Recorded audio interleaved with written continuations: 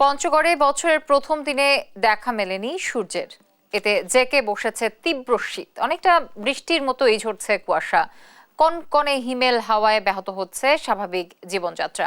দর্শক, এ নিয়ে আরো জানাতে যুক্ত হচ্ছেন সহকর্মী রাশেদুজ্জামান বাবু। বাবু, শীতের তীব্রতা আসলে কেমন দেখছেন? কি বলছে আবহাওয়া অফিস? কি চিত্র আছে সেখানকার, তুলে ধরবেন আমাদের সামনে? শুভ সন্ধ্যা জ্যোতি। আসলে যেমনটি বলছিলেন যে বছরের শুরুতেই অন্যরকম ভাবে উপভোগ করলো কিন্তু পঞ্চগড় জেলার মানুষ। বিশেষ করে আপনাকে যদি জানাই যে আজকের দিনটা ছিল একেবারে সূর্যবিহীন, অর্থাৎ সারাদিনই এখানে কিন্তু কোনো সূর্যের আলো কিন্তু দেখা মেলেনি। যেই কারণে কিন্তু এইখানে হিমালয় কন্যা হিসাবে যে জেলাটিকে বলা হয় পঞ্চগড় জেলা, এই পঞ্চগড় জেলায় হিমালয়ের যে হিম বাতাস, সেই হিম বাতাস কিন্তু প্রতিদিনের মতো আজকে কিন্তু তীব্র আকার ধারণ করেছে।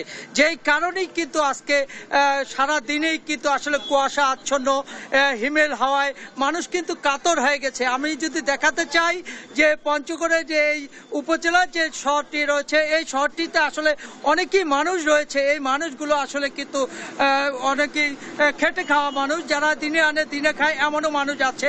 অটো রিক্সা, সিএনজি চালক রয়েছে, তারা কিন্তু আসলে দৈনন্দিন যে তাদের আয় সেটি কিন্তু করতে পারছে না। যেই কারণে কিন্তু তাদের কিন্তু কষ্ট কিন্তু অনেকটা বেড়ে গেছে। এর পাশাপাশি যে কষ্ট লাঘবের জন্য যে শীতবস্ত্র দরকার, সেই শীতবস্ত্র কিন্তু এখন পর্যন্ত জেলা প্রশাসনের যেটুকু 20,000 শীতবস্ত্র বিতরণ করা হয়েছে, কিন্তু এই জেলার জন্য কিন্তু এই 20,000 শীতবস্ত্র কিন্তু যথেষ্ট নয়।